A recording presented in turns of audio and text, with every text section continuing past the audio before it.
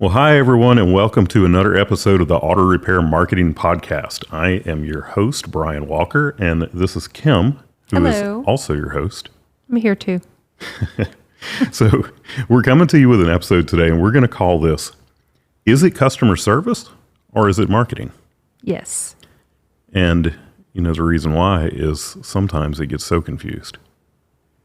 You know what else is confusing? What's that? I just had this conversation with somebody. Is it a CRM or is it a piece of shop software? There's some confusing things in this industry. So just like this, is it customer service or is it marketing?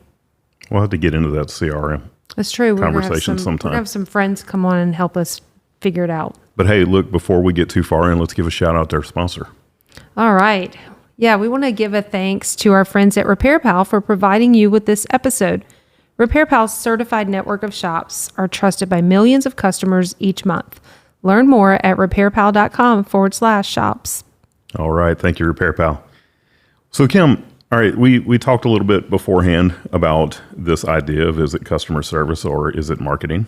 And, our belief is that customer service is marketing. Yes, very much. And we wanted to talk about some of the things that you do in your shop that you probably think of as customer service. I want you to shift your mind a little bit. Of course, it is customer service, but it is also marketing because it is the kind of thing that makes people love you. It is the kind of thing that gets people to tell their friends about your shop. Mm-hmm. Like it's the stuff that creates those raving fan experiences. Yep. That's my favorite thing. I love that book. We read that when we were shop owners a very, very long time ago, and customer service is marketing. So I don't think you can separate the two. I believe that everything you do that you put in that bucket of customer service is just one of the many things when it comes to marketing. Like Brian said, it's the things people talk about. It's the things they're going to mention in the reviews. It's the things they're going to say to their friends when they're talking about their shop or the car broke down. And, they're not going to say, yeah, the repair shop fixed my car. They're going to talk about the journey and the process and the experience that they had. So when we had our shop, there were some of these things that we were just great at. Yes. And those are some of the things that we're going to talk about today. So, by no means is this an exhaustive list, but it's just something to get your wheels turning a little bit about how can you provide those customer service experiences that will get people to go out and talk about your shop. So the first one we're going to talk about is opening the door for your customers. So, I think when we talk about opening the door, I think you can't talk about opening the door without talking about before they get to your door. I mean, it's everything leading up to them opening the door as well. So it's how it looks on the outside, because honestly, how your shop looks on the outside is customer service. Do you care about your customer? Did you clean it up? But the whole thing about opening the door for them, we utilized our CRM, which we called it shop software back then. But we used our software to keep notes on our customers. And so if it's 2:00 on a Tuesday and you have an appointment for Miss Smith and it's on whatever year, make, and model of the vehicle, and that car is coming in and it's 2:00, well, guess what? It's probably Miss Smith. So, and this may be her first time ever coming in. Yeah. So you may not know her as Miss Smith, but you can use that deductive reasoning to say, oh, well, there's a Miss Smith that has an appointment at 2:00. Mm-hmm. She's bringing in a GMC Yukon, and it's 1:55, and here's a Yukon that just pulled into the parking lot, and a lady walking towards the front door. Yep. It makes a huge difference. And so that's our service advisor would walk out from around the desk, literally take the 1 minute to do that, walk around, go open the door and greet her. And that tiny little thing may not seem like such a big deal, but it really, really makes a huge impact. It was funny to me. And I mean, I'm from the South, right? So I was raised not only to extend that hospitality to people, but also to expect it. And so, it was always funny to me how people would react, and they would be like, that is so nice. Thank you so much. And, or, helping them get their stuff. Sometimes they waited. And so they had their purse and a computer bag, or maybe they had a kid with them and they were carrying a car seat carrier and diaper bag and all that stuff. So just helping them and just making a point of going the extra mile. Well, and the next thing that we were going to talk about was the friendly personal greeting. So we're just going to wrap all of these into one because it really makes sense to do it.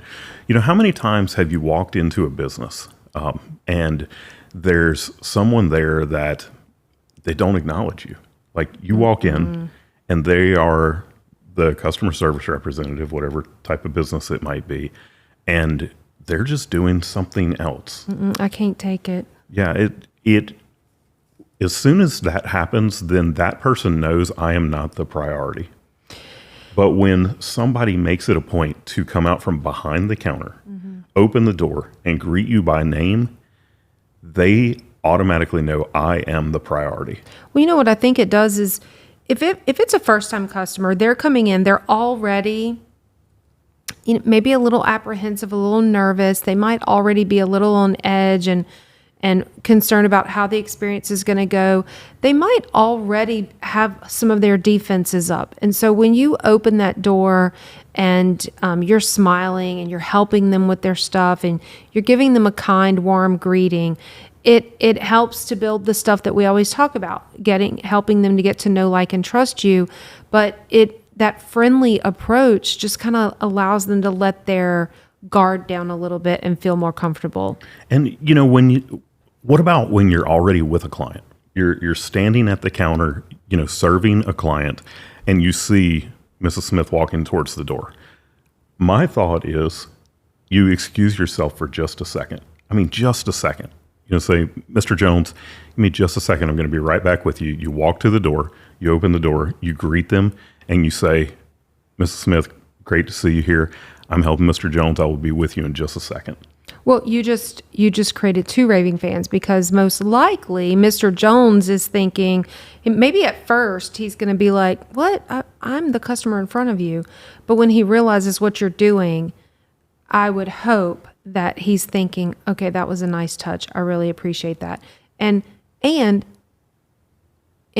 the world that we're describing, he should have been greeted upon his entry. So he should realize that he's getting the same service that everyone else is getting. Yep. It's not just for the ladies, it's for everyone. But this is one of the many, many, many things that you can do that helps to build that female-friendly feeling in your shop.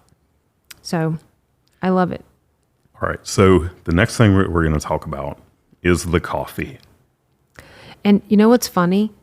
Neither one of us drink coffee. Neither one of us drink coffee. Our whole team, they're bougie coffee drinkers. They're like, JR's Mr. Ice this and that. And, they're all very funny with how they drink their coffee. But we had a shop, and we're in Louisiana, so PJ's Coffee is the big thing here. But in most of the world, people recognize Starbucks. And so we were very proud this was in like 2003 to 2008-ish, in that time frame. But we had a really wonderful little coffee shop feel, living room environment, and we had Starbucks coffee there, and people loved it, and loved it so much that they would stop in and get it on their way to work, and they didn't even have an appointment. So it just made such an impact on people, and they felt so appreciated. And it's, again, I think a lot of it comes back to, we're from the South, and like my mom's friends would always come over to the house, and they wouldn't even call to say they were coming. They'd just stop in, and my mom say, oh, let me make a pot of coffee. So, you're going to have people stop listening to this podcast. They're not going to trust us since you told them that we don't drink coffee. Oh, I've never had a cup of coffee in my life. Sorry. But well, the point that I'm making hold on. I got to say, okay. Brian doesn't like it when I go off script. There is no script. We don't have a script, but we kind of have talking points, what we're going to talk about. But I do drink protein velvet ices that has coffee concentrate in it. So I don't know if that qualifies. It doesn't. I think it does. I bought it from the coffee shop.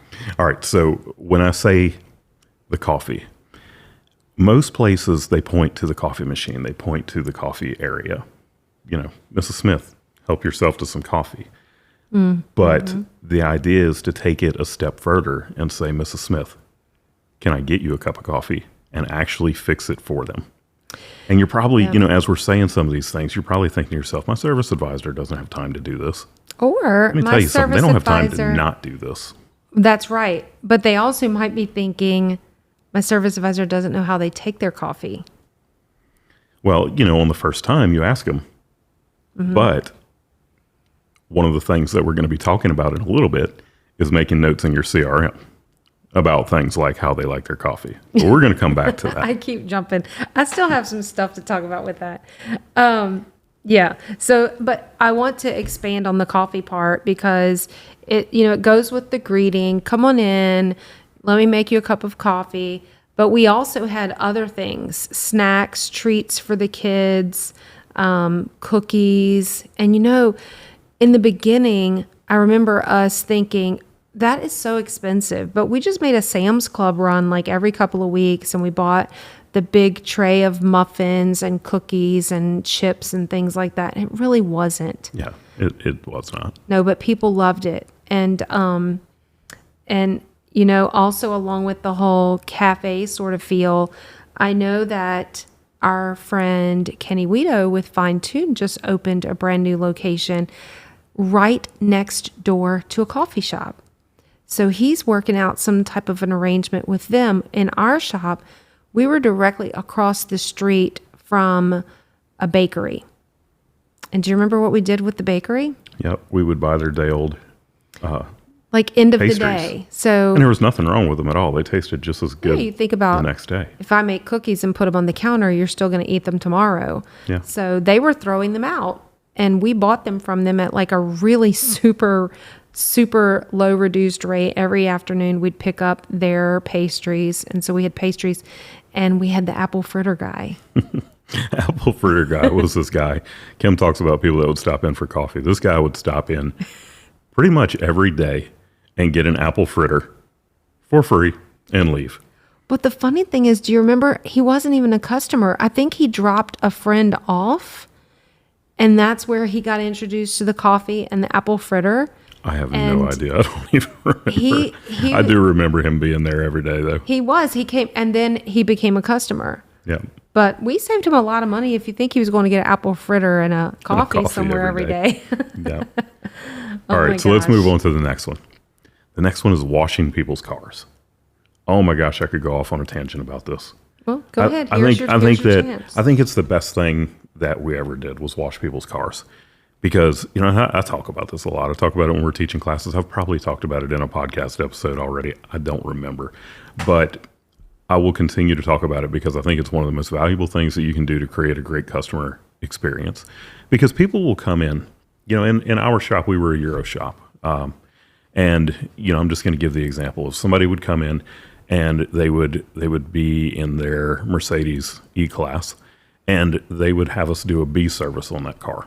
We're talking about, at that time, probably a $1,200 service.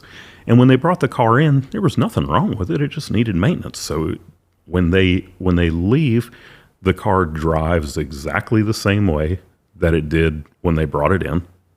All we did was maintenance on it. So the only thing that they know is that their wallet feels $1,200 lighter. Well, when we washed every car that came in, it did not matter if we were adjusting your air pressure or if we were replacing the engine. We washed that car, and we washed it, we vacuumed it, we spray shined it. We would put the tire shine on it. When clients picked up their car, the one thing that they always talked about was, "Oh my gosh, my car looks so great."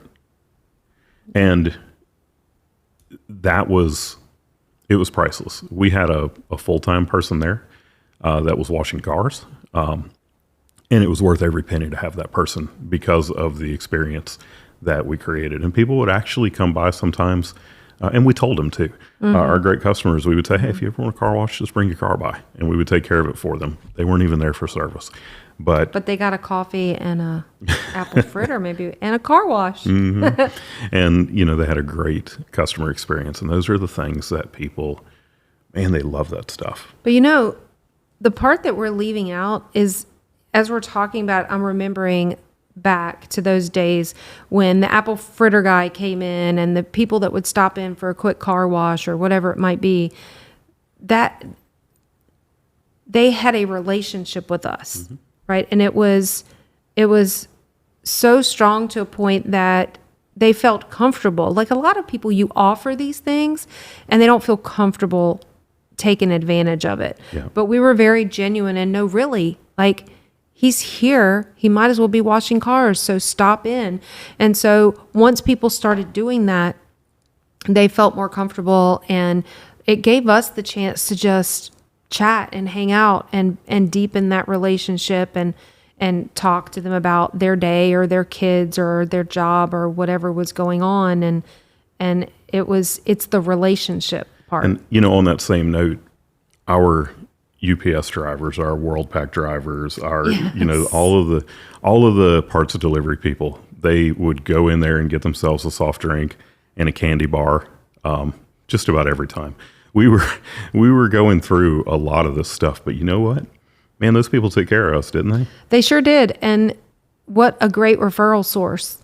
Yeah. Don't think that if it's a UPS driver or the postman or the tool truck guy or the parts delivery people, their friends and family know what they do. They know that they're out, that they meet lots of people. Who are they going to refer to? They're going to think of the people who take care of them. And you know what? They never asked, hey, can I have a cookie? Hey, it was us saying, hey, it's hot out there. Do you want a bottle of water? Do you want a soda? Are you hungry? Do you need something? It was us extending that to them. It's just being nice, good people. Yeah. So, just a word of advice on that. It might aggravate you a little bit at first because, you have 15 deliveries that come by in a day. And, that's 15 drinks, 15 candy bars, 15 bags of chips, whatever it might be. It's pennies in the scheme of things. But they're not Keep all those taking people it, happy. though. They don't all take it. So you're not. I'll tell you what, I think most of them did. All right. The next one is pull the customer's car up to the door for them. And, for some of you that have shops where the parking is behind the shop, that's kind of natural. But the ones who have the parking in front of the shop will get in the habit of just handing the keys to the client.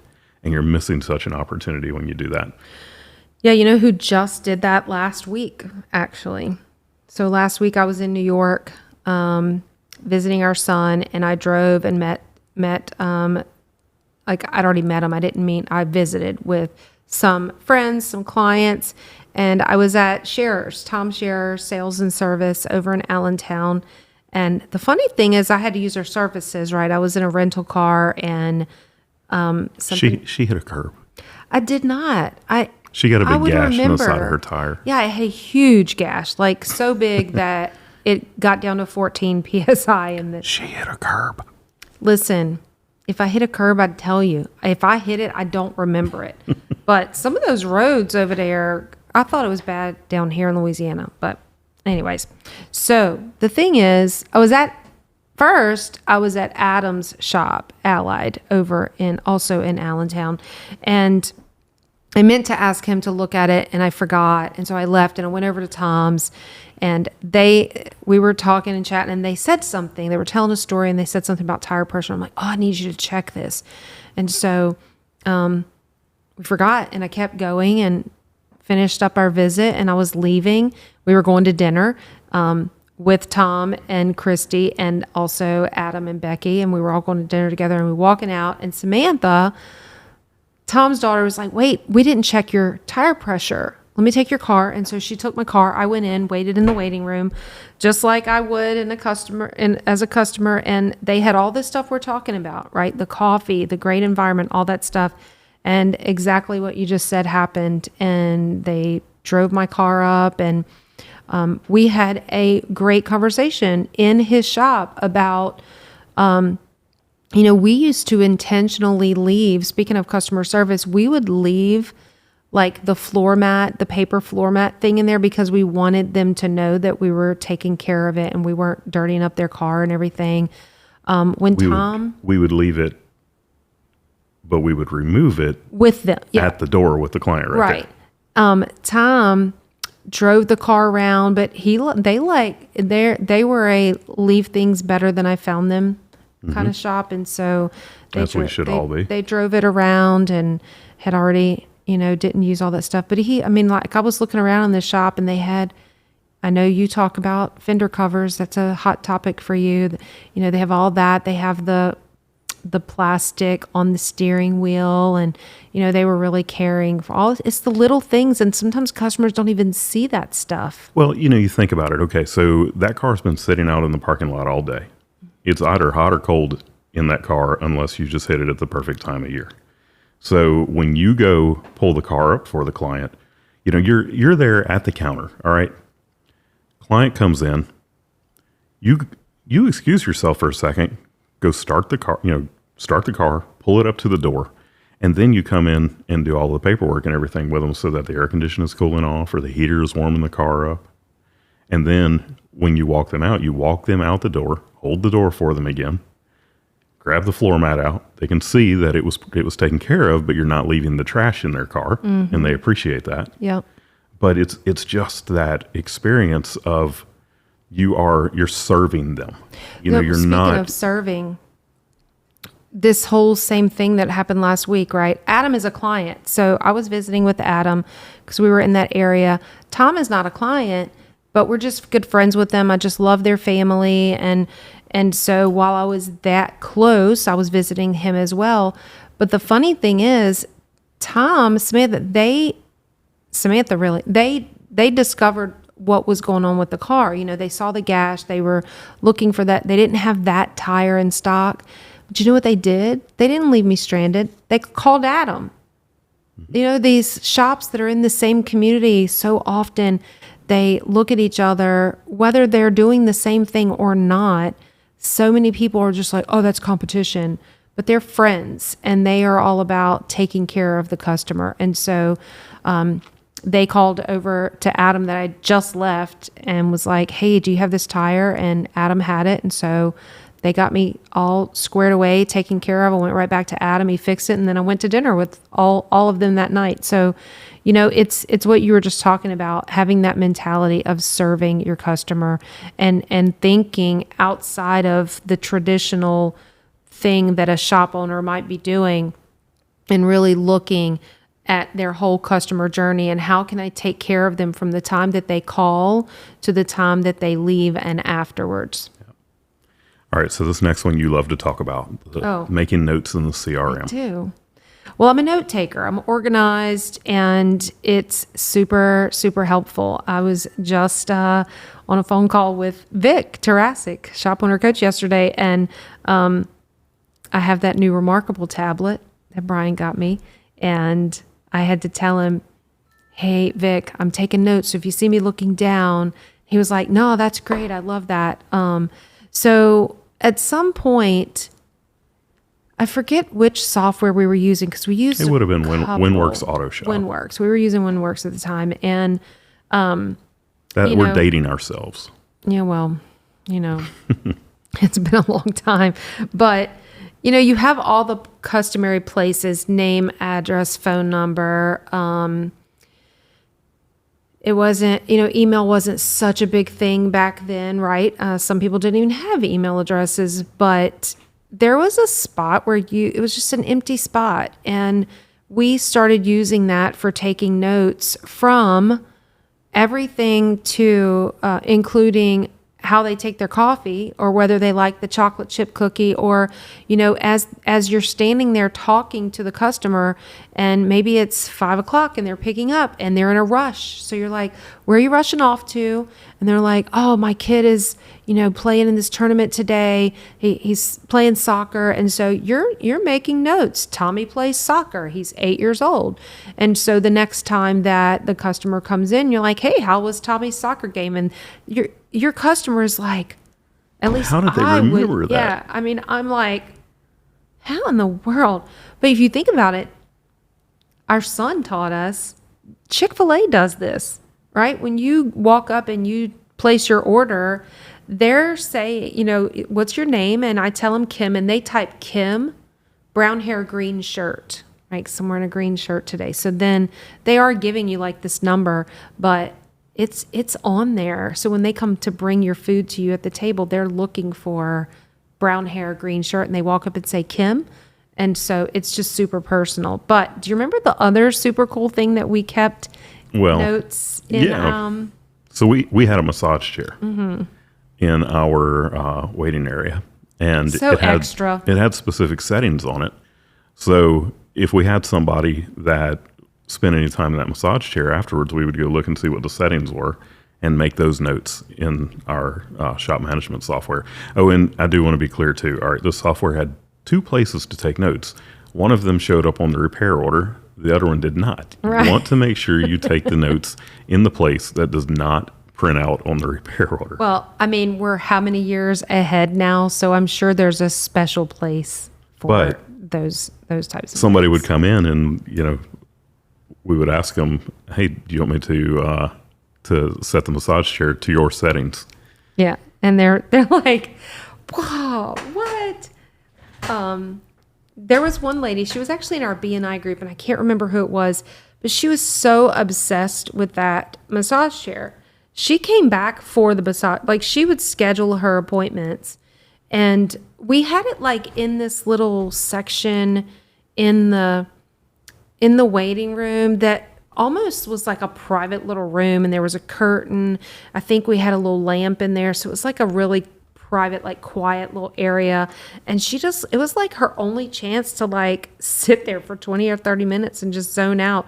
But I remember Michael would set that chair to her preferred settings before she came in. So it was like the coffee thing. He would say, I know you love that chair. I've got it set like she liked the calf muscle part a certain way. And yeah, it's just kind of extra.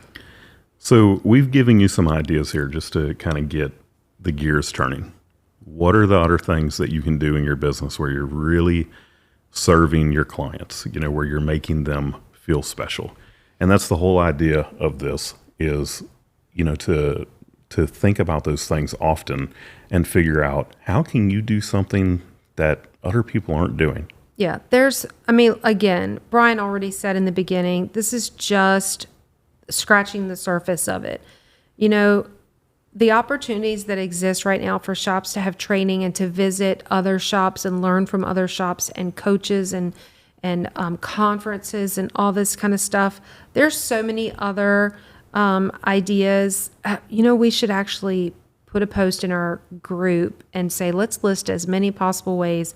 But yeah, we'd love for you to share other ideas that you have for how customer service truly is marketing, what gets people talking about your shop, and go share that in our Facebook group. Yeah, another thing to share there, or any way you want to contact us, is what are some things you'd love to see us cover on this podcast? Yes. Specific to marketing. What would you like for us to cover?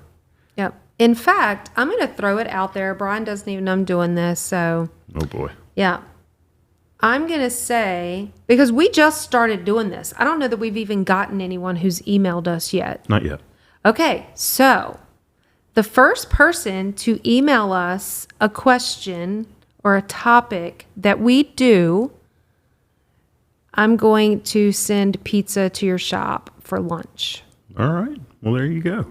All right, so the first... So how do they get in touch with us? Oh, I didn't say that right. So email podcast@shopmarketingpros.com.